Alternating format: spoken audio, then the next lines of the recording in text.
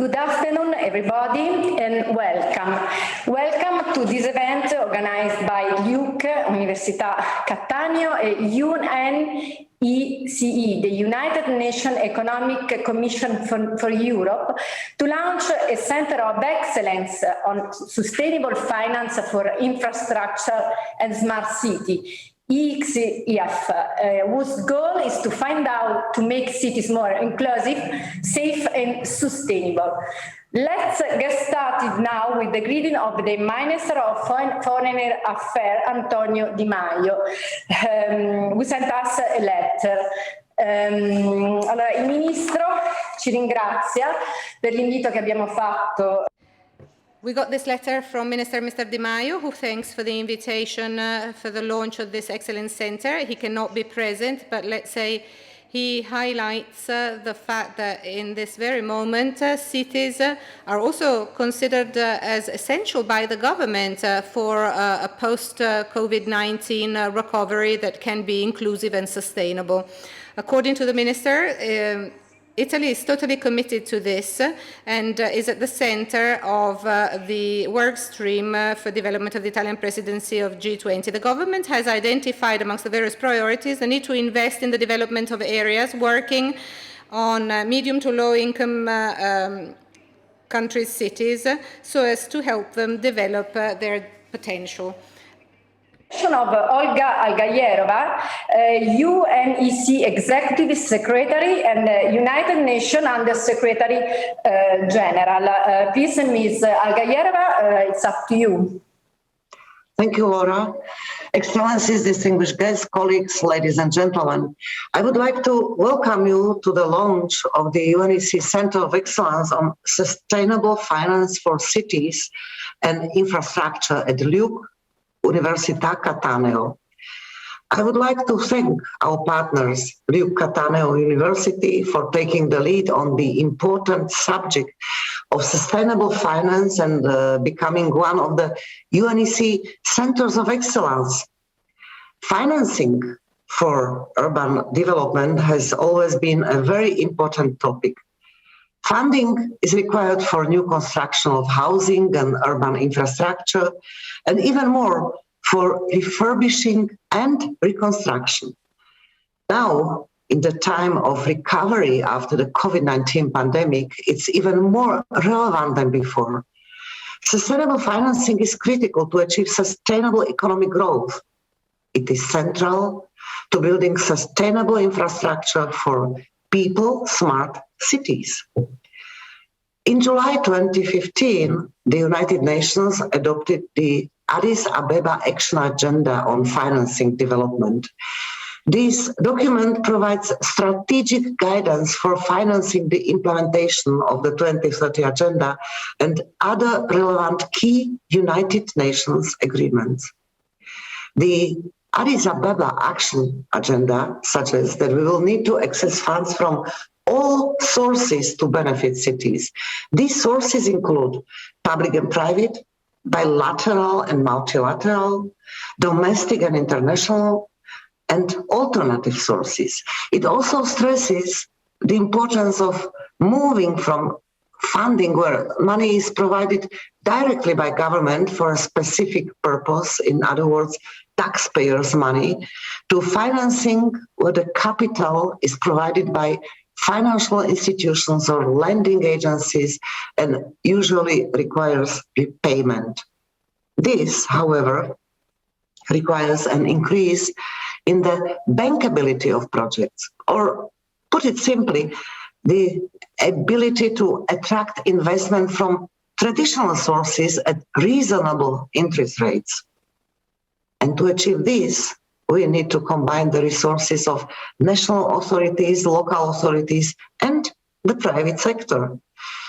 UNECE is working to facilitate sustainable financing for urban development in the region. The Geneva UN Charter on Sustainable Housing, a non-legally binding document endorsed by UNECE in 2015, underlined the importance of increased financing in sustainable housing and urban infrastructure through private and public investments, including through public-private partnerships and other financing instruments. To implement this Geneva UN Charter principle, the UNECE Secretariat is actively engaged in the United for Smart Sustainable Cities initiative, which brings together 16 UN agencies and programs, where it leads the thematic group on financing sustainable smart city projects. In 2020, this group prepared the guidelines on tools and mechanisms to finance smart, sustainable cities projects. And this year, within the same thematic group, UNECE is preparing a compendium of real-world projects which make cities smarter and more sustainable. This compendium will outline financing mechanisms used for each of these projects. And we really hope it will serve as an inspiration for cities worldwide to use sustainable financing mechanisms to build their infrastructure. UNECE also provides technical cooperation to support cities within its region to find investors for their city projects, to assess the socio-economic impacts of the COVID-19 pandemic on their cities, and to build concrete action plans to recover from these impacts. Just to name few, among the cities where the UNECE urban team is working are Nur Sultan and Almaty in Kazakhstan, Bishkek in Kyrgyzstan, Grodno in Belarus, Tbilisi in Georgia, Kharkov in Ukraine, Podgorica in Montenegro, and Tirana in Albania. And I hope we will inspire more municipalities to adopt the principles of innovative financing as outlined in the Geneva UN Charter on Sustainable Housing to build cities of the future. And I call on you to encourage innovative financing mechanisms for urban development in your cities. Innovative financing is a core topic that will be discussed at the second Forum of Mayors, which will be held in Geneva on April 4 and 5th, 2022. And I would like to use this occasion to invite you warmly to register and participate in the UNECE second Forum of Mayors. Let me, in conclusion, once again express my heartfelt gratitude to LIUC University for their cooperation and for organizing this important event. We are looking forward to working together. And thank you, Laura, back to you. Okay, thank you, Olga Algayerova, also for stressing the importance of bankable projects that is central in this moment in Italy, and not only in Italy. And now Federico Visconti, University Dean, LIUC Cattaneo, would like to say a word. Please, Mr. Visconti, it's up to you. Thank you, Laura, and Your Excellencies, distinguished guests, dear colleagues and students, ladies and gentlemen. On behalf of the entire university, let me say that we are honored to take part in this important event. The launch of the new center, ExSUF, is for LIUC a major opportunity to grow along various dimensions. And I will try to be brief, and believe me, this is something not so common to the category of professional. I belong to the category of professors. Let me first refer to the Latin origins of the word university, that means universitas, which gave us a meaning of totality and at the same time of the universality. With the ExSUF projects, will give LIUC the opportunity to accomplish its mission of totality in two different ways. First, by defining a field of research, sustainable finance for cities and infrastructure, which will give value to what was done in the past, and will also reinforce the projects LIUC is doing within its strategic plan 2021-2025. Second, by promoting all the sector activities, like, for example, researching, training, publishing, and the know-how that goes with it. In a word, by promoting what makes us what we are, a university, working for students, for professionals, for businessmen, and for policymakers. As I said, the ExSUF project is also sending out a strong message of universality. How? On the one hand, its goals are far-reaching, as they push cities into the future, face the financial condition for their development, pose strategic challenges, and create innovation hubs. On the other hand, the project is the result of a wide international cooperation among the UNECE centers of excellence. I'm therefore grateful and thankful to the Executive Secretary, Olga Algayerova, and to Paola Deda for trusting in us, to Giampiero Bambagioni for his support, to Anna Gervasoni and her team for what they have already done, and even more, above all, for what they shall have to do. Rest assured that LIUC University is fully involved in the project, and we will work to support its development. I was going to close my statement by saying in Italian, in bocca al lupo, but let me go back to a more classic and Latin ad maiora ExSUF. So thank you very much for your attention and good luck for this new project. Thank you, Mr. Visconti, e crepi il lupo, mi viene da rispondere. E ora abbiamo il saluto. We now have the greetings from Master Tamburini, who is Chief Editor of Il Sole 24 Ore, who is our partner in organizing this event. When the crisis is over, people tend to forget about it pretty quickly. And this is what I think will happen for this pandemic, for this health crisis. It lasted 1.5 years. It tested us all quite harshly. We hope it'll be over, and let's cross our fingers we don't have any relapses. But I think that even though, there will be this trend I was referring to, i.e. that of forgetting about the crisis once it is over, what will not end is the fact that this pandemic has had a strong impact on everybody's life, on our private lives, but also in the way in which we work. And it has led to an important change in our habits, in the way in which our life is organized, and also in the way in which cities are organized. I think that these changes are here to stay, obviously differently from the way in which we lived through them during this last 1.5 years, but not everything will go back as it was before.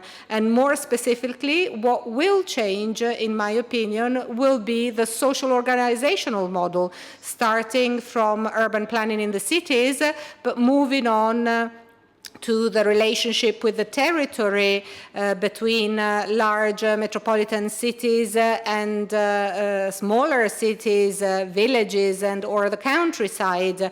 What is it that will change? Well, first of all, the model of cities will change. The traditional one sees the center of the city with all its skyscrapers and then the periphery surrounding them. And I don't think this model will survive as we know it today. Skyscrapers, for example, are an urban development plan that will be rediscussed. And also our homes will change. Before the pandemic, people were looking for 60, 80, 90 square meters for their home. maximum per family. And we are already witnessing, and we as Il Sole 24 Ore talked about this in our daily, we are already seeing that the trading in the real estate market has changed, and now people are looking for bigger houses, 130 square meters, 110, 130 square meters, possibly with a terrace and or a garden. And also the model of cities is changing. It is absolutely clear that there is a re-evaluation of peripheries, smart working, remote working, although differently from the one we experienced during the last few months, will become something structural. We might still discuss on to which extent, but the trend is between 30 and 50% will remain smart working, and this will be an important change. And as a consequence, we will have the possibility of repopulating small villages, and this in turn leads to a change of the whole logistics organization, starting from networks, the internet. So basically, important news, important changes. You are obviously dealing with them now. Il Sole 24 Ore, the financial Italian daily, is following them and will keep on following them. But it's certainly a very interesting topic. So I wish you best proceedings. Thank you. Bene. Fine. I'll hand it over to Anna Gervasoni, President of the ExSUF Center and General Secretary of IFI. Grazie Laura, thank you very much. Dear Executive Secretary, dear Dean, dear colleagues and guests, thank you very much for attending this conference. I'm really very proud to chair a Center of Excellence of UNECE, and I'm very glad to be here today to start the work of the Center, of course. And I wish to thank you very much for your trust. And I can assure you I will do my best to advance the work of the Center to the benefit of the cities. The topic Executive Secretary Algayerova mentioned in her opening, finance, a new finance for the city of the future and for sustainable infrastructures, will be the core of our research and our dissemination activity. We are also committed to launch an executive program on that, dedicated to public and private managers, which will be directed by Mr. Bambagioni. And so over the next years, we will have the opportunity to rebuild our economy and reshape our society.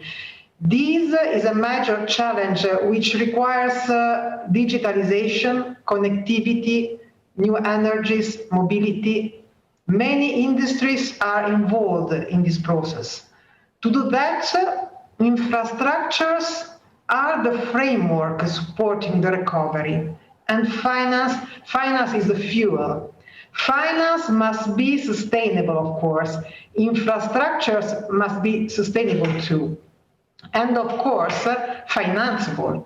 This is not so obvious. To do that, we need a rigorous planning activity.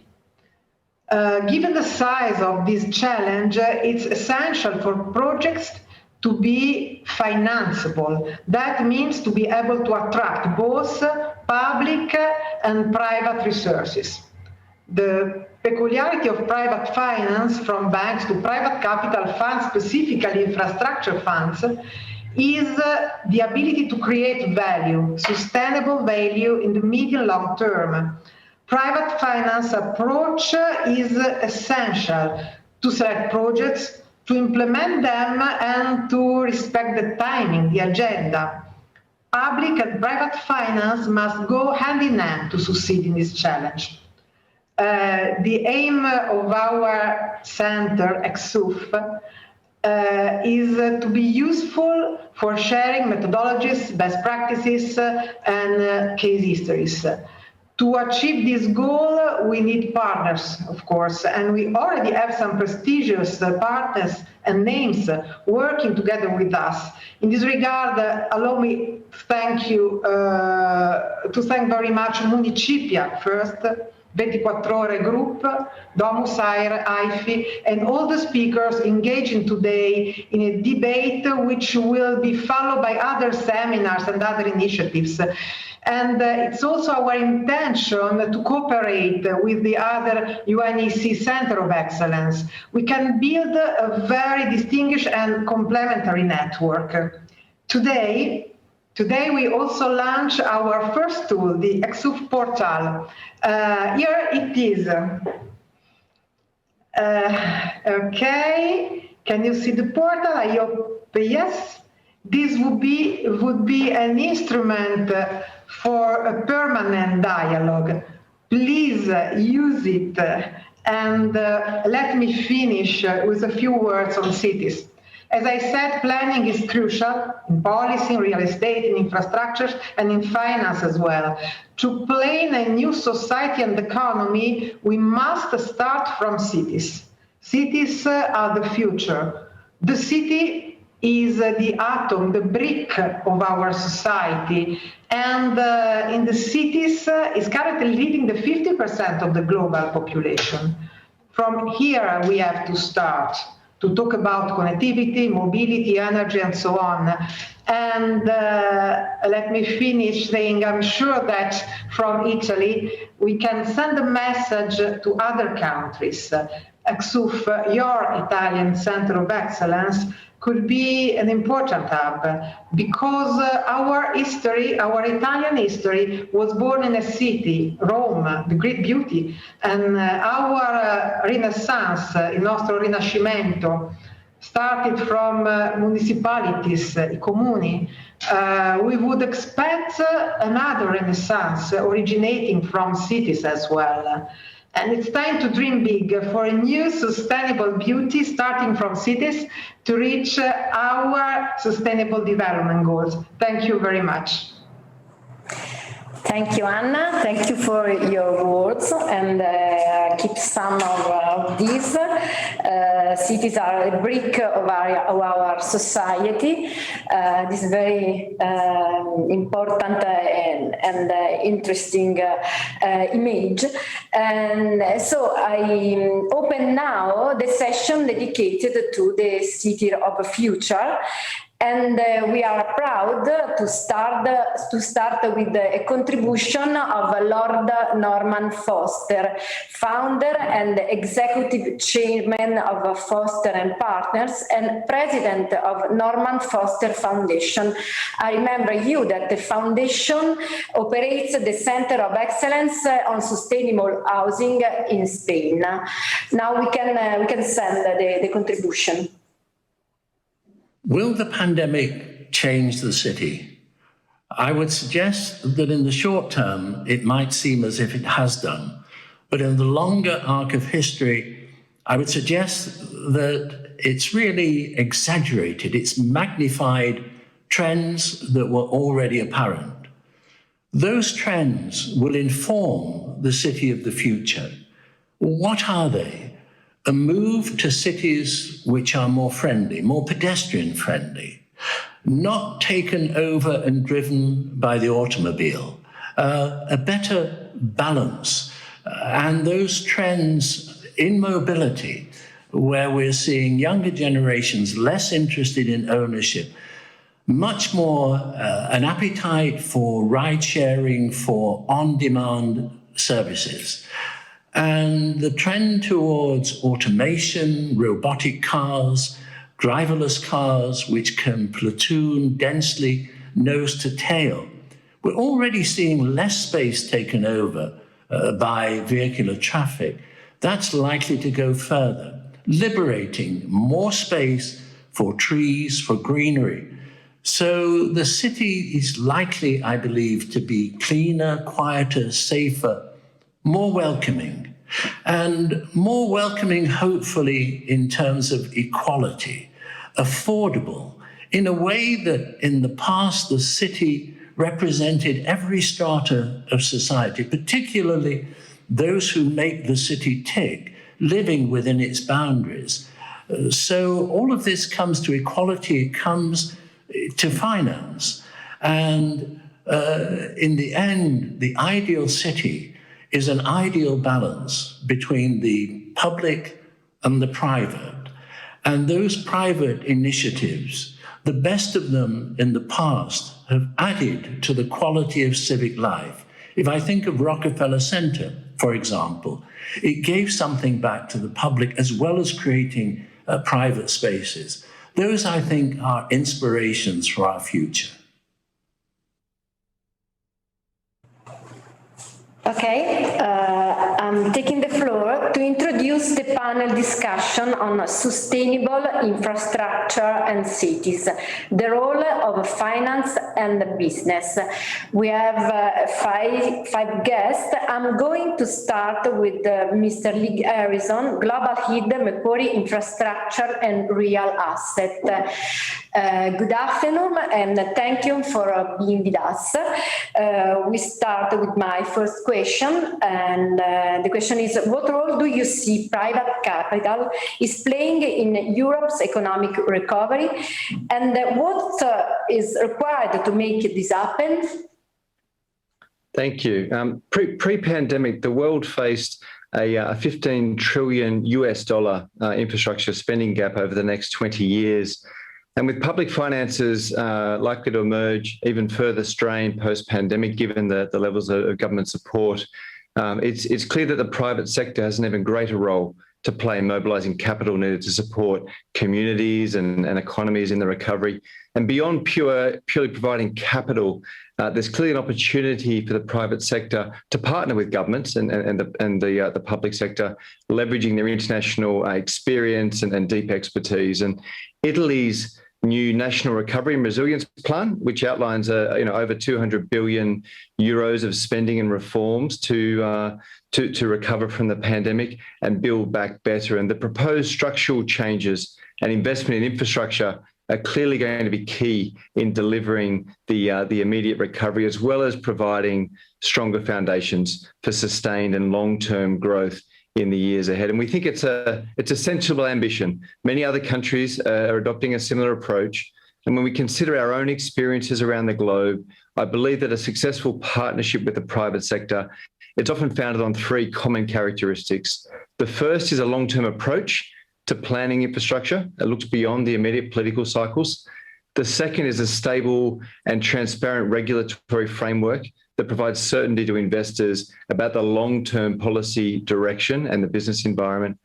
And the third is a willingness to welcome private investors into the market, to partner with them and not differentiate from local investment. And we see these characteristics in Italy, which is why we recognise the attractiveness of Italy as a destination for investment. And we've been investing in Italy for over 2 decades now, playing an active role in the development of Italian infrastructure with many positive experiences.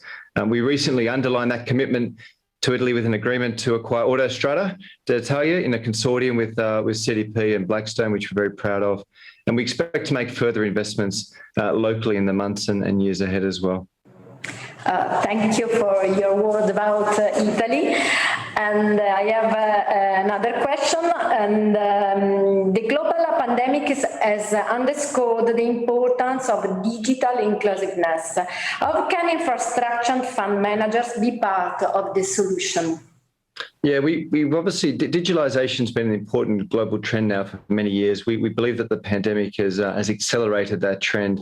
Technology is touching every aspect of our lives. It's increasingly important to economic activity as well. So it's vital that we invest in high capacity telecommunications infrastructure. The initial investment that's needed to support this digital transition means that traditional telecommunications companies have sensibly considered alternative sources of capital to help facilitate those investments. And the pandemic itself has further demonstrated the resilience of the sector with digital connectivity widely regarded as an essential service, similar to electricity and water and gas. So it's understandably attractive for the private sector and for specialist infrastructure investors who can deploy capital in return for long-term and stable returns.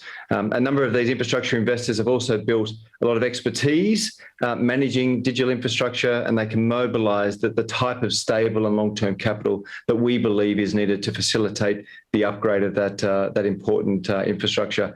Now, Italy itself has made good progress in recent years, albeit there's still work to be done to achieve digital inclusion and meet Italy's goals of 100% broadband coverage by 2026. Italy is currently ranked 17th out of the EU 28 for fibre to the home coverage, where only 24% of households are connected, and it compares to an average of around 60% across the bloc. So, given that context, it's understandable. It's also encouraging that about a quarter of the recovery funds are set aside for investment to support digital projects, and it gives a sense of the task ahead to increase access to ultra-fast broadband, and we believe that private investors can help to meet the challenge and be part of delivering that opportunity. Infrastructure sector, what are some other innovative sustainability solutions you are seeing across European cities? So climate change is obviously one direct challenge to our economy and to our way of life. We have to take decisive action this decade to meet that challenge. Obviously, renewable energy generation is part of that solution, but it's more broad. It's more broad than just renewable energy generation. We need to ensure that all infrastructure becomes sustainable and resilient to mitigate the current challenges that we face. So, infrastructure investors are increasingly focused on sustainable solutions. Amongst other examples, we obviously green energy solutions, part of that, as I said, but investing in the waste sector and the circular economy is increasingly important in transport as we think about the nature of cars, fast charging, hydrogen, and other emerging technologies that we see right across the ecosystem. As an industry, we have an obligation and an opportunity to help be part of that solution. And so many investors and managers, including ourselves, set out ambitious targets. We ourselves set out a target of investing and managing our portfolio in line with net zero emissions by 2040. We currently manage over 1.6 billion euros of capital on behalf of more than 20 Italian institutions, and they're regularly engaging with us on what we can do to help deliver sustainable and resilient and responsible investments. So it's a great conversation to be having with our clients and our partners who understand the importance of these sustainable businesses for long-term growth. Mr. Harrison, I have an extra question for you, and I go back to your previous answer because you spoke about broadband. And we know that Macquarie is buying in Italy an important stake in Open Fiber, an Italian company controlled by Cassa Depositi e Prestiti and Enel. According to rumors, you could still invest together with Enel in the broadband in South American cities. Could you confirm these rumors, and why do you think this sector is so important for your group? It's obviously difficult to comment on market speculation on activities. But if we go back to the broader need to invest into connectivity and the requirement to upgrade digital connectivity globally and do that in a way that has a long-term perspective and provides those services that the communities need. That is why it's attractive for long-term capital and infrastructure managers and investors. And we see that trend globally. Obviously in Italy, but in most markets in the world. So it's a trend that we believe needs long-term, resilient and patient capital, and one that we're quite keen to support and invest in the years ahead. Thank you, Mr. Harrison. Thank you for your participation.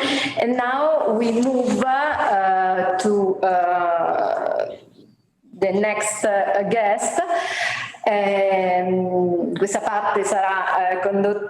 This part will be chaired in Italian because now we have the president of Team SPA, already general manager of the Bank of Italy, Mr. Salvatore Rossi. Welcome. Thank you very much. Well, I start immediately with my first question. What's the role of large enterprises in the city's transformation process? Well, I instead start by saying how important cities were in the evolution of humankind, I would say, right from ancient times. Economists talk about agglomeration economies, and they mean that when economic development starts, and we're talking about modern times, we're talking of the period after the Industrial Revolution, the last 2 centuries, when the economic development starts, really a virtuous circle starts as well, whereby there is an agglomeration in large cities, an agglomeration of factories and people working in these factories. And in this way, together with factories, we started seeing cultural places, places for entertainment, bars, pubs, theaters. This is the world we have seen in the last 2 centuries. Now we have the pandemic, and we have this divide induced by this pandemic. Hopefully we're getting out of it now, but still, Mr. Tamburini, earlier on in his report, has doubted that cities, urban areas that characterize the last 2 centuries of economic development, but also the whole of the past history, he has doubted that they can continue being the center of the world.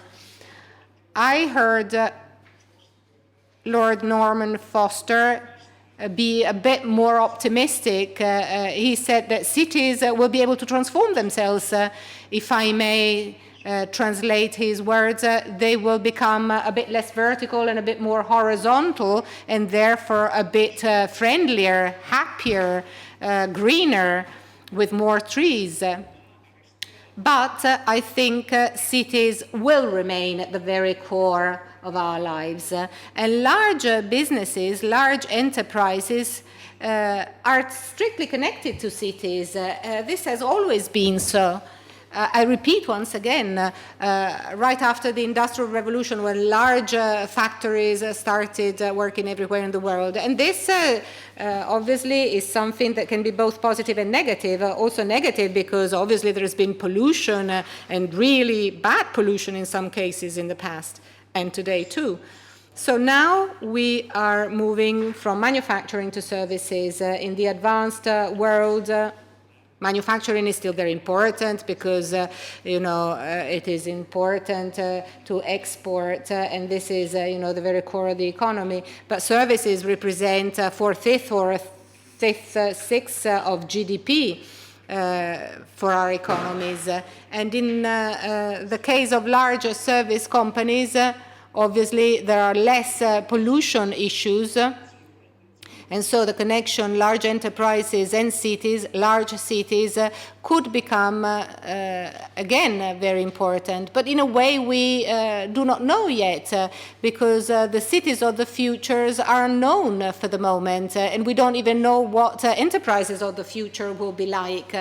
They might both be different from those we are used to, but certainly both of them will still be there. Thank you very much for this interesting opinion and for this mission in a way, because we are all now tackling a topic that changes on a daily basis before our eyes. We don't really know what our future will be, what our life models will be after this pandemic is still something unknown. But then I wanted to ask you, talking about the experience Tim has and talking about the digitalization of cities, I know you're working, you're investing a lot on this. And so I wanted to ask you to tell us about your case history in the city of Venice. Well, Tim is currently working really, really hard and is strongly committed in the digitalization of the whole country, starting from the cities, but also extending its efforts to more remote areas. So we are committed to filling the so-called digital divide. So we want to provide broadband to everybody, everywhere, also where now it is still difficult and uneconomical. The future is a future of connection, and this is something that has very clearly been shown by this pandemic, but a connected future, not just amongst people, but also amongst things, amongst objects, which could, through artificial intelligence and through connection, become animated objects. And this is also digitalization. So, Tim has been experimenting forms of collaboration with the cities for a number of years. It's been cooperating with various municipalities, and I can mention a few examples. Milan during Expo 2015, but also Turin. We cooperated for Comau, and then we cooperated in Bari to digitalize the harbor there. We also worked with Matera, another city that was helped by Tim to give itself, a modern look as the European city of culture. And then, as you mentioned before, Venice, because we have a strong commitment there in Venice now, which is possibly the biggest at the moment, the one that really made us work really, really hard, and something we are very, very proud of, in fact. Well, first of all, I'll tell you straight away that we won a bid. So the initiative is something that started with the Municipality of Venice, and it was a very clever initiative because the Municipality of Venice in 2017 launched a tender. Tim won it in partnership with another company, Fabbrica Digitale, and with the Bologna University. And this tender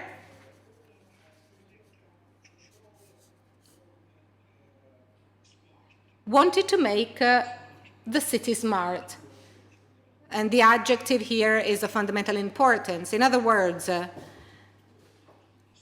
there were two targets for this smart control room. The first one was that of collecting all data that was already available in Venice on traffic, on weather forecast, data which was already present but didn't communicate. So data that could not be used to come to technical, political decisions that could be unified. So we got all this data and we integrated them, we allowed them to communicate. And the second target was that of collecting even more data through intelligent systems, such as the flow of waters with sensors, for example, in Venice. An example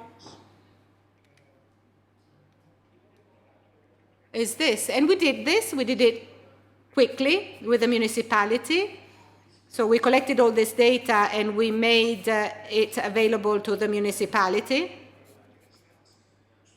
It's a proper control room. I mean, it's a huge room filled with monitors. It's a sort of, Houston room for NASA, but which is, placed in a wonderful and ancient city like Venice, and which allows those controlling the city to take real-time decisions and understand the health status of the city moment after moment. Now, going back to the point of public-private partnership, this has been a strong case of PPP. It's very interesting. This experience is very interesting. Do you know if it is being replicated? Is there anybody else who's thinking about replicating it elsewhere? Yes, obviously, yes. Our company is obviously anxious to replicate this elsewhere and possibly even improve if it is possible. Everything can be improved anyway, so the future keeps developing, technology keeps evolving, so there is always something new that can be learned and can be used. And obviously there are various initiatives, which I will not mention now, which will allow us to replicate this experience. Fine, thank you very much. Thank you for being with us. And now I leave the floor to our next guest, Stefano De Capitali, President of Municipia Engineering Group, former student of LIUC University. Welcome and thank you for being with us. I would start with my first question. What is the experience that Municipia is accruing in collaboration with the various municipalities, and these municipalities will play a key role in calling for the tenders for the recovery plan? What is the experience you're having? And how important it is to be able to use digital platforms? The experience in the world of municipalities is telling us that there is plenty of activity, because what we are talking about when we talk about these projects that will be changing people's lives and our cities are different and raise different expectations. So I believe that there is no doubt that cities will be at the heart of this transformation. Whether the municipalities will be the main active player for such a transformation, so as to develop projects, call for tenders, manage public procedures, is something that is still debatable. The debate is still open on what will be this way of implementation, because this is exactly what we mean when I take the opportunity to attend these seminars where the future is being designed. The feeling is that we are talking about the book of dreams. Allow me this expression.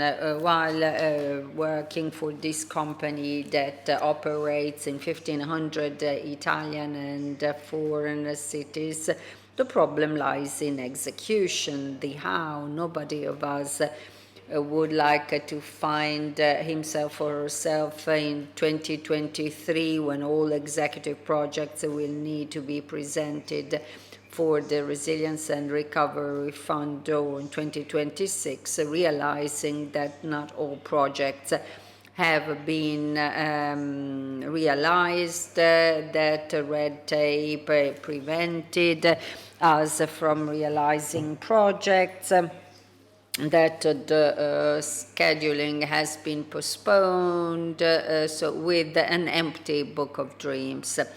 The problem, therefore, lies in execution. As I said, Tim, President, before mentioned a virtuous case, Venice, not so large in size, historic and well-established administration capability, but in Italy there are more than 8,000 municipalities whose size is much smaller than Venice. They develop quality projects in detail, because details are important when you call for tenders. The contracting bodies, do they have the expertise, the tools, and the motivation for implementing these procedures? And that's the problem, that's the heart of the problem. And that's what we are working on.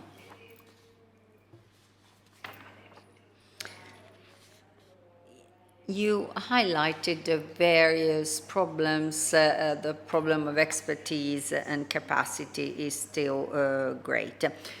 Given that during this session we have oftentimes dealt with public-private partnerships, how can they work at their best? Well, public-private partnerships, I would take a step backward.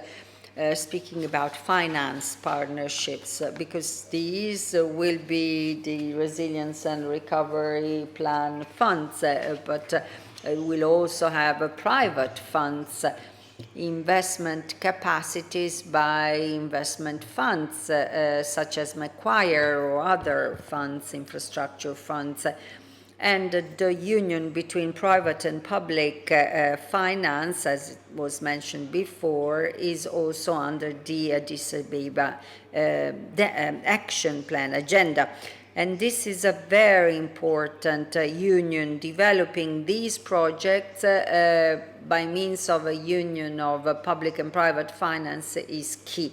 Not because public finance is not enough, it is not so actually, but the use of private finance introduces a virtuous circle in the approach to these projects, because it is indispensable for the projects to be bankable, as it was said, to be sustainable, to repay, to give a return to the capital investment. Because when we talk about public funds, both European and Italian funds, the share can change from one country to the other. 60% in Italy are funds that must be repaid. So if private resources are also engaged, this is a motivation for public facilities and bodies to develop bankable, feasible projects. And this is the first PPP public-private partnership that we can realize. And then we can also have this type of partnership in the development of a project, of its service and management and maintenance. These two should be a virtuous circle, because there we have the contribution of the private actor that takes upon itself finance, building, operational risks, and thus becomes responsible for the good outcome. But this is also concurrent to the public interest. And allow me to say that, in my opinion, for this partnership to work, we need quality projects, motivated expert contracting bodies, and also a certainty of the regulatory framework, and this is obvious, but also we need a certain timing.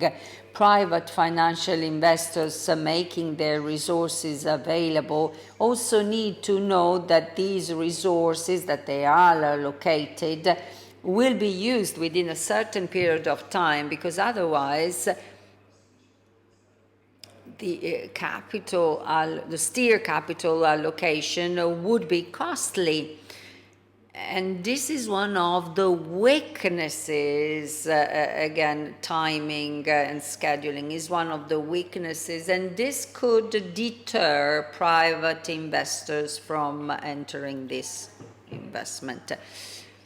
What emerges is a very important aspect we should be working on, making public administration aware of how timing is key for private investors. Time is money. Okay, thank you very much, Mr. De Capitani. We now move ahead to another dimension, which is again in cities. Giulio De Carli, managing partner of Orosworks. And let's consider the dimension of airports. Airports that were badly hit by the pandemic, and for the decrease in traffic. And this non-V-shaped recovery could turn into an opportunity.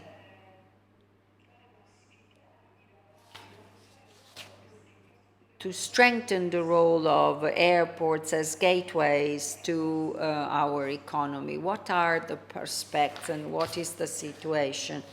We speak about airports at the most tragic time of their history, because never before traffic was as zero for so many months, and it never occurred before that the recovery took so much. We're talking about years again, not months. In previous crises such as the Trade World Center attack or SARS, generated crisis that lasted just for a couple of weeks, and the recovery allowed traffic to increase above expectations. Obviously enough, we are faced with a new era today, and this should make us think that airports should be considered within a broader background, which is the cities. Today's topic. Airports are a gateway to the territory, a gateway from faraway places. We can say anything we want about trains, high-speed trains, and how competitive they are versus airplanes. This is a very healthy competition, but from the Nordics to the Mediterranean, you can't take a train, not even very high-speed trains. You need to fly. And what is changing is also the demand for flights, because truly enough, we'll be witnessing to resizing of some flight flows, especially business flights, while no considerable drop will be true for leisure trips and flights. But there will be new flows that will stem from a change in local economies, because local economies are developing, leveraging on local supply chains, on the development of trade relations, training, cultural relations, and also in the field of social exchanges. And here airports will play a key role.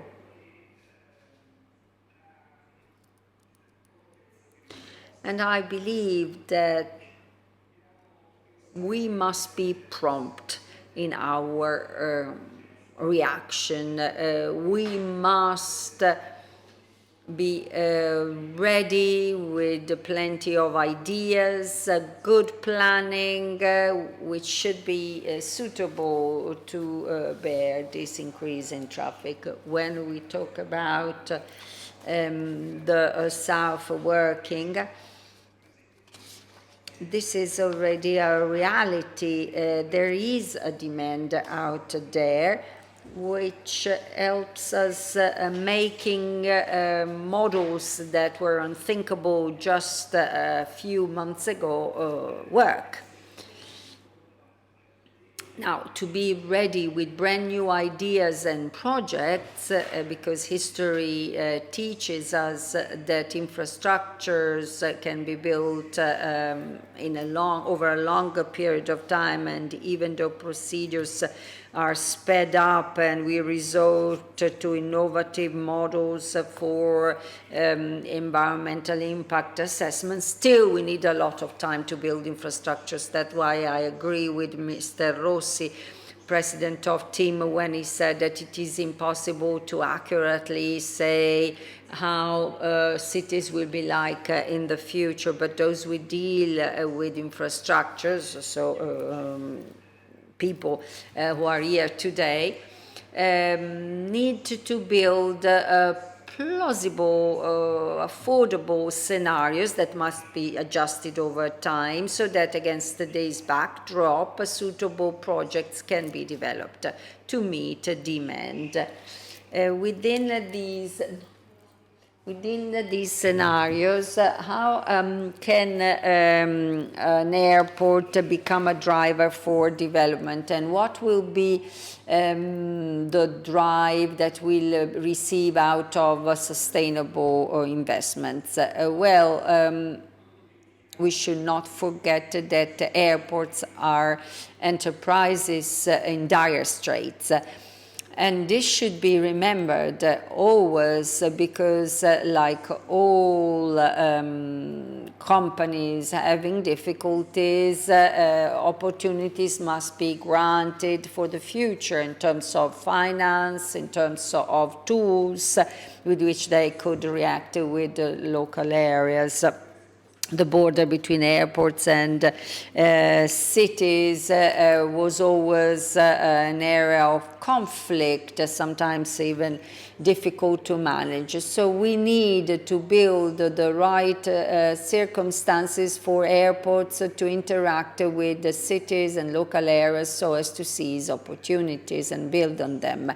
The topic of sustainability is key because aviation has a beacon on it even before the pandemic because the pandemic merely accelerated the analysis of environmental impact of aircraft flights. Now the pandemic has even enhanced this attention. In the short term, airport management cannot be drastically improved unless huge investments are made in the field of sustainability. Here too, we need to broaden our horizon and we need to collaborate with the local community, and we need public-private partnerships, as Lord Foster anticipated in his video clip.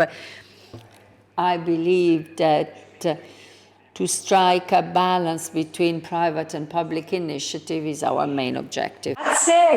Great, thank you. Thank you for this overview onto this extremely important area, also because we are getting ready for our holidays.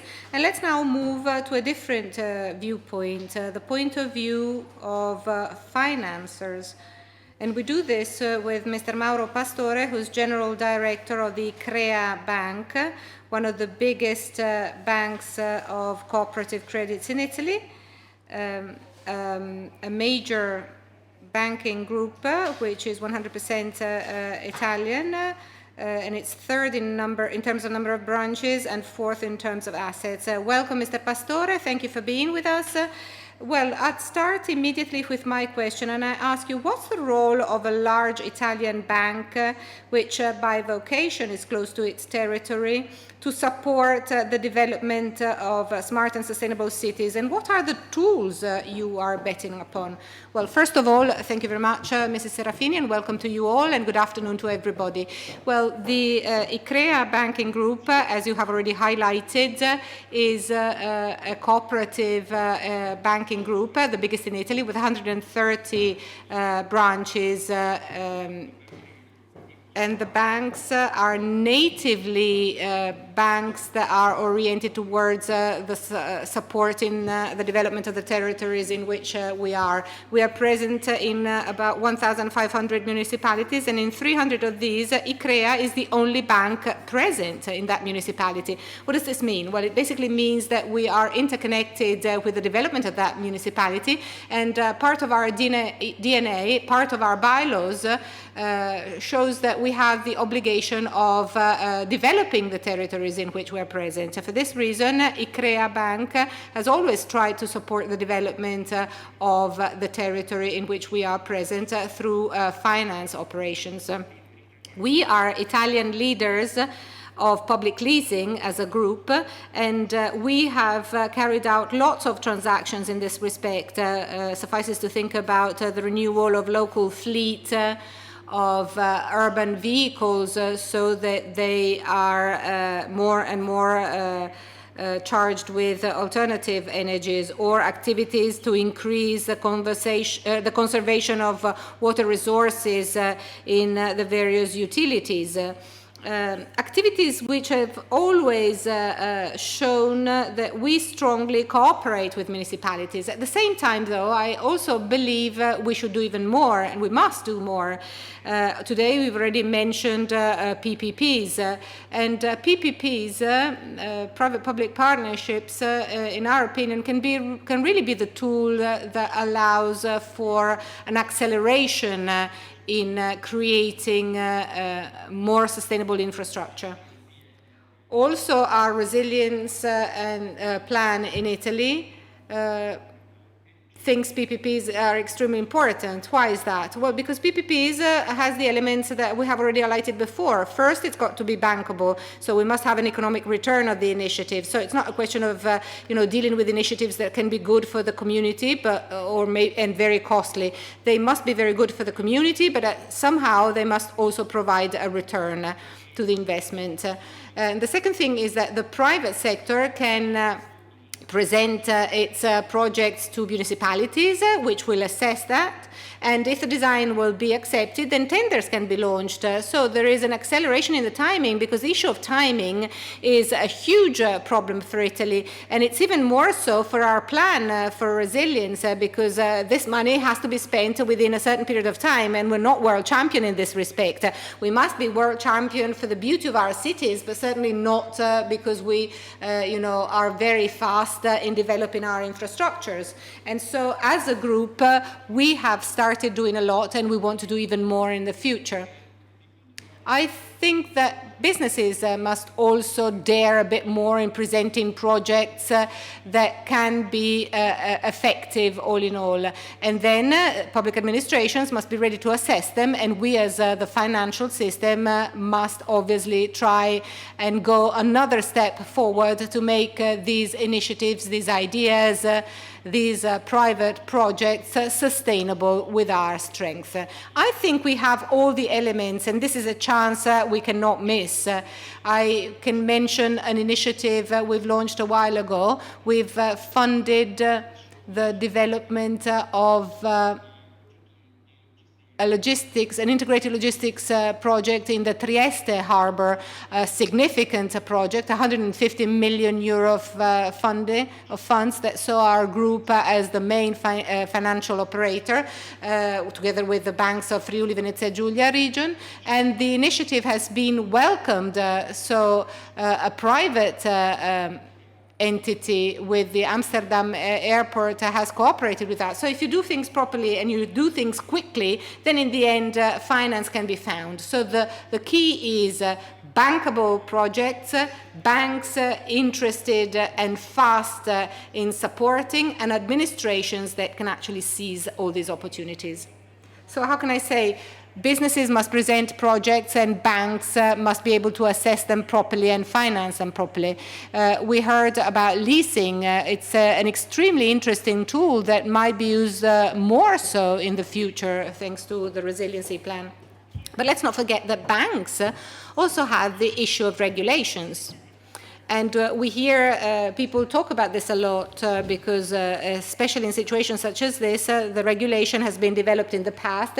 It has been implemented during strong crises such as the one we're going through today, and so they become a boundary, a limitation. So my question is, regulations are still creating a hurdle, but during this phase, within regulations, we are starting to see sustainability principles being included. So from your point of view, is sustainability a growth opportunity, or could it instead represent a further hindrance?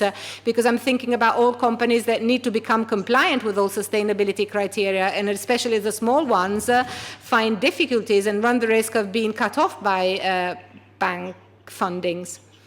Well, how can you get out of this? Well, usually here there's two faces of the same medal. On the one hand, regulation is a limit, is a burden, because clearly, regulations do not allow initiatives to move really quickly. And sometimes these initiatives become more costly, as you have correctly highlighted. But the other side of the coin is that regulations pushes people to deal with that topic better and more, and make that initiative adequate to general positive developments. SMEs obviously will have to bear burdens for sustainability, and if you asked a craftsman who's getting out of the pandemic to support, to bear costs, to be compliant with sustainability, well, probably he will not be very happy. But we have an obligation when it comes to sustainability, an obligation towards future generations, because sustainability is not an option. That means that, you know, tomorrow we will be able to live in a better world, not just a greener world, a more pleasant world, but also a world with less hindrances and burdens, because we know that the issue of sustainability is very important, because otherwise we generate the loss of lives, adverse, natural events, and so sustainability is very important. So we should try and seize this opportunity. Businesses should try and seize this opportunity to support burdens and move towards major sustainability, and banks will have to stimulate these businesses. We can do something to make this less burdensome for businesses, and ICREA, our bank, started putting the elements of sustainability amongst the 3 years plan managers' objectives, and we must fund companies that positively are moving towards sustainability, and we must favor this path by reducing our burdens for businesses. If we know that we're investing in companies that deal with sustainability, we know we're going to invest in companies which will win in the shorter term. So it can be a cost, but it can also represent an opportunity. So let me look at the side of the coin of opportunities, because I'm trustful. Thank you very much for this positive message, and we would like to thank Mr. Pastore for having been with us this afternoon. Panel discussion, City 4.0, the transition towards smart sustainable cities. And now I'll hand it over to Paola Deda, Director Forest, Land and Housing Division, UNECE. Welcome, Paola Deda. Good afternoon. And I start with my first question. What are smart cities according to the UNECE? Well, buon pomeriggio, good afternoon to everybody. Thank you again for this great event and invitation, and thank you for your question. You have heard a lot already from Ms. Algayeva that gave you a little bit of a picture of what UNECE we mean with smart sustainable cities. But let me just focus on two concepts. The first one is that it's very important for the United Nations not to put technology at the center. So when we talk about smart cities, we talk in UNECE about people, smart, sustainable cities. What does this mean? This means that we are putting people at the center, so the technology is at the service of people and not vice versa. And also we put cities at the center of this new, what Anna Gervasoni defined, the renaissance of cities, right? So solutions have to come and are from cities and are tested in cities. And a lot of innovation and new ideas are indeed coming from cities, as we have seen it not only through the pandemic. But why do we need a people smart sustainable city? What we have identified in UNECE, there are some global trends that need addressing. The first one, of course, is globalization and urbanization. Is not new. Globalization makes people move to cities because, of course, the benefits related to agglomeration, urbanization fosters economic and cultural interdependence. This is a phenomenon that we have to accompany when it's positive, and we have to address if it's not positive. There are, of course, when it comes to problems, geographic disparities, and also large economic inequalities that exist between larger metropolitan areas and smaller. And this is also why, and UNECE, we are paying also specific and particular attention to peripheral and other industrial cities, and also the middle-sized cities. We have heard from many interventions before today about the importance of medium-sized cities and how the renaissance can also come from them, not only from metropolis. Another important point is crisis and pandemics. I don't think I need to elaborate on that. We all have experienced it. But, we should not also forget that the financial crisis of 2008 really led to a lot of problems when it came to city development and city maintenance and urban issues. And the crisis was born from a housing bubble that was really related to the real estate market. So it really came from cities. We have also heard a lot today about digital transitions. That's essential also for people's small cities, information and communication technologies, and the fourth industrial revolution offer indeed new opportunities for managing cities more efficiently and holistically. And that's what we are really looking at. 3 more points. Population aging. We have not mentioned this today, but we, especially in some countries, and Italy is one of them, aging produces specific demands on urban infrastructure, health and social care systems, housing and public space. And the pandemic actually proved that. So a specific attention to an aging population, and of course to environmental and climatic pressures, climate change and in its impacts combined with air, water, noise pollution, and influence public health and environmental pressure in cities. And last but not least is natural and technological hazards. We have seen how often technology can have negative impacts, and so natural hazards have strongly affected cities, from floods to earthquakes and also unpredictable events. So in a nutshell, that's what we are looking at. I hope I answered your question. And how can finance help to achieve the objective, and what are the next steps? Well, I think our speakers have highlighted very well how finance can help this transition. There were 2 words. Well, the first one is what Anna used, as you said, is a fuel. And then Lord Foster says, we have seen some phenomena that are being accelerated, for instance, by the pandemic. I see finance as another possible accelerator. It's using finance properly that will allow us to transition sustainably and faster. Now, how we think of doing this within UNECE? Well, 3 different ways. The first is, for instance, through this cooperation. We mentioned at the beginning of the meeting that we have created with the LIUC Cattaneo University a portal for sustainable finance. Very often when we talk about sustainable finance, those of us that are working on the topic, we know which tools we're talking about. We know what we are looking at. But for many cities, this is not obvious. They need to have access to information, to an explanation of which tools can be used and when. And this is what we are trying to do at EC, making this information available to the cities and to the city administrators.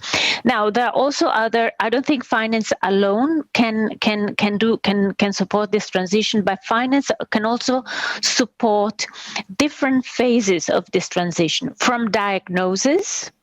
And what I mean with diagnosis, when we have a city, for instance, we heard it from Ms. Algaierva, we provide cities with, we make city profiles, develop city profiles. What does it mean? Where we are looking at 91 key performance indicators and see whether the city performs well or not, vis-a-vis, for instance, environmental protection or delivery of health service or transport sustainability.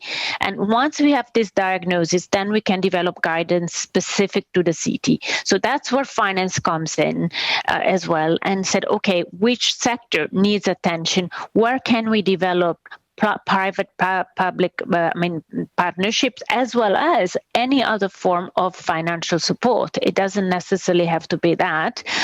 We often say also that we promote participatory planning and management of cities. This doesn't mean only engaging residents and key stakeholders, but it means also engaging the private sector from the very start in the identification of these solutions. Now, how can UNECE in this contribute and help? We are, for instance, approving with our member states some action plans, and is how we implement these action plans where we need the cooperation with finance, with banks, with financial operators, and with the private sector. So it's also an invitation for the private sector to participate more in the work of the United Nations. And I believe that a meeting like the one today clearly shows how this can be done and how effective it can be, of course. Okay. Back to you. Thank you to Paola, who stressed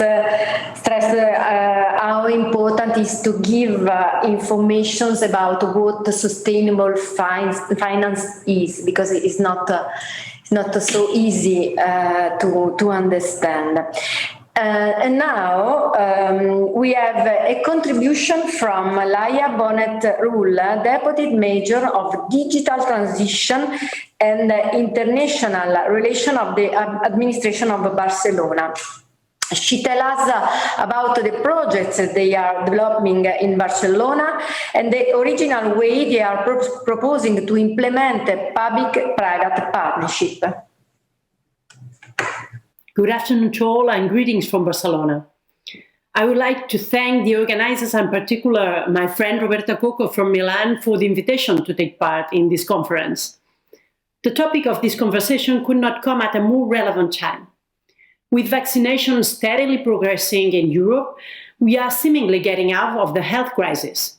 And this means that the focus of our efforts now is on reconstructing and transforming our city.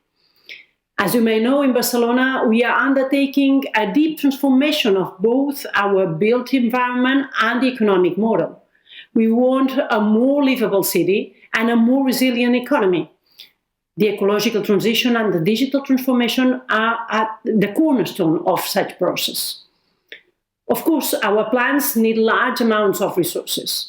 We want to add cycle lanes, create more walkable spaces, and invest in low-carbon mobility solutions like the tram.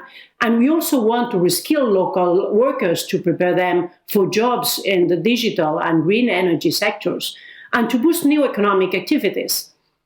We know that this will be costly, and that we will need to count on a municipal financial system that has not been substantially updated since the 70s. We also know that the success of these changes is not only a link to economic resources, but also to cultural change. Both are good reasons to lead this transformation from the City Council, but engaging other city stakeholders. Let me share with you two very concrete policies that I think can provide some clarity. We launched a few months ago a program called Més Barcelona to fund solar panel installations and energy retrofitting in private and public buildings. The City Council will contribute to the program with 50 million euros, and private investors will bring in at least an additional 100 million euros. Thanks to public investment, the intervention in chosen buildings will cost nothing to residents, and private investors will recover the investment in the medium term based on the energy savings produced. The second case is a pilot that we will be launching in July to address the digital divide. We will be providing a good quality internet connection, adequate devices, and digital training to low-income families. In that case, the City Council leads with most of the funding, but private operators and social organizations are also involved. The private sector brings in technological support, and the third sector contributes with know-how, resources, and a strong relationship with the communities the policy is intended to serve. So for me, it is obvious that we will need public-private partnerships to undertake the large-scale transformation we are aiming for. At the same time, and I will finish with this, I think that there are two things that we need to be mindful of. First, that public money serves the general interest. PPPs are not only a way to make things happen, but a mechanism to better protect the general interest in key urban operations. And second, I will also think that we will need to introduce more and more social organizations in public-private partnerships. In fact, we will probably need to start thinking about public-private community partnerships, because the knowledge and resources they bring in are sometimes as valuable as financial contributions. In any case, thanks for letting me share with you our experience in Barcelona, and I wish you a very, very successful and productive conference. Okay, thank you. And now we go on with the intervention of Roberta Cocco, Deputy Major of Digital Transformation of Milan. She was former Director of Microsoft for Western Europe, and she's lecturer at LIUC. Welcome, Roberta Cocco.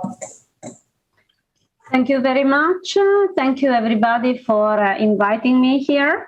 I think that today we have heard a lot of things about the digital transformation strategies for cities, and I'm taking the experience of the Municipality of Milan, where I work as Deputy Mayor for Digital Transformation.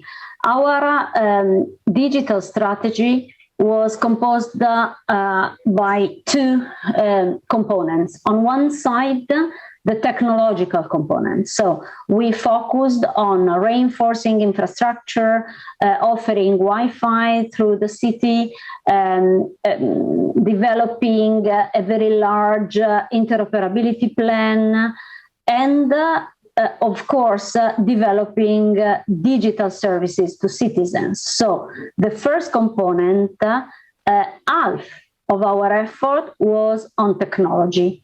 The second half of our effort was on creating a real digital culture, because you can't go on boosting digitization and technology in the cities and offering more and more digital services if you don't put the same effort on engaging citizens, engaging public sector employees, making people understand that using digital services is an extraordinary lever for them to save cost, to save time, and also to be a little more sustainable. So our effort was to mix technology and operating in the city to share as many courses, trainings, point of connection to help citizens to use this technology. Laia is a very good friend of mine from Barcelona, and she is now developing an amazing effort to engage all citizens through technology. We didn't have the same level of investment, so we, we developed ourselves all the technological engines to develop the digital culture. We asked for private sector to help us, and we received a lot of support. Let me also take this occasion to bring you the greetings of the President of Italian Association of Municipalities, Mr. De Caro, who is Mayor of Bari, and he and his staff, they want to share with all of you the importance of cities network. And we experienced this during the pandemic. During the pandemic, ANCI, which is the Italian Association of Municipalities, set up a very simple WhatsApp chat, very, very simple, where they asked all the deputy mayors of digital transformation to be in order to support each other, to share practices, to offer helps, to share mistakes so that other cities wouldn't do the same. And it was great because governments might have different issues, but cities all over the world, they all have the same problem to face. And so together with the technological component and the cultural component, I would add also the importance of networking and collaboration through cities. Okay, thank you. Thank you to Roberta Cocco. And now I give the floor to Giampiero Bambaccioni, Vice Chairman of United for Smart City, for closing remarks. Thank you, Laura. Good afternoon, everybody. First of all, I would like to thank UNECE and LIUC Cattaneo University for setting this Center of Excellence in Italy. United for Smart Sustainable Cities is a global initiative involving UNECE, ITU, UN Habitat, and 14 other UN agencies. As part of its activities, specific indicators have been defined to assess the level of development of cities. Each indicator is part of a holistic view about performance and characteristics of city. Indeed, quality of life, urban sustainability, resilience, performance, and new development paradigms should be evaluated on the basis of a super partners international standard. In other words, it is necessary to analyze before designing appropriate solutions. Today have been highlighted several interesting topics. However, let me focus about 5 relevant issues. Sustainable finance and sustainable lending is based on SDGs and ESG factors. Second, as was pointed out in the message from the Italian Minister Di Maio, SDGs and sustainable finance will contribute significantly to the post-pandemic recovery, to find innovative solutions, to make urban settlements more inclusive, safe, sustainable, and more citizen-centered.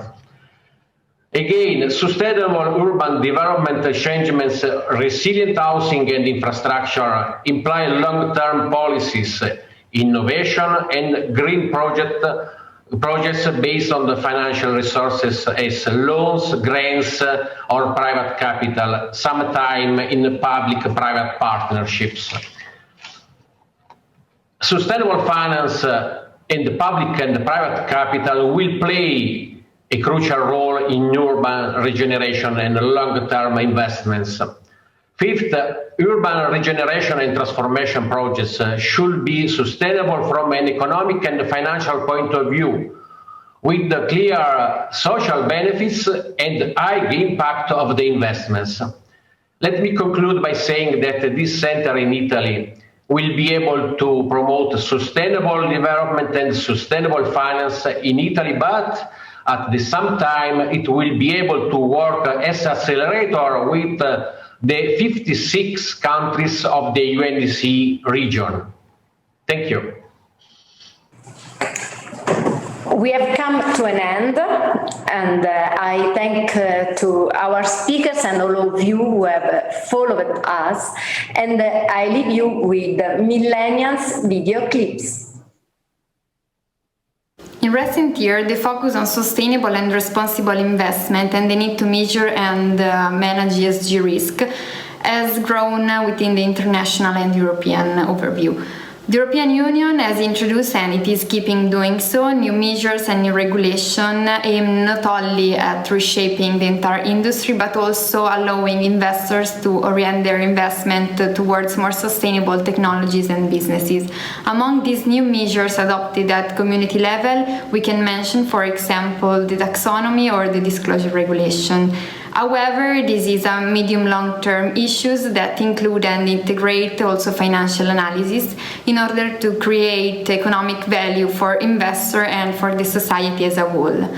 As a millennial, I'm excited about how this issue will continue to evolve in the future and how this trend will shape the city of the future. I think that in the future, cities will face a strong diffusion of sharing economy solutions. A first attempt in this sense has already been done by the introduction of mobility sharing solutions such as car sharing or ride sharing for individual transportation. In response of a continuous growing of e-commerce, a new frontier of the future could be crowd logistics, where business outsource their logistics activities to the crowd, so to the single individuals. This solution has shown to have sustainability benefits in terms of carbon emission reduction and also in the optimization of logistic resources. So I hope that in the future, individuals will contribute to increasing the sustainability in the cities by sharing their own resources. After the COVID-19 pandemic, our economies are facing the challenge to build back better. A new green industrial revolution lies ahead. Cities, which are playing an ever-increasing role of economic poles, are at the heart of this new process. Millennials feel the need of more sustainable and digital cities, with a growing demand of affordable housing opportunities, lower levels of pollution, more green and integrated mobility. My generation is indeed looking for a new sustainable urban infrastructure and wants to contribute to build a more livable city. Availability of financial resources, as well as innovative schemes of funding between public and private, are key elements of the process. As ExSUF Center, our goal will be to give suggestions to all the involved stakeholders to build the city of the future.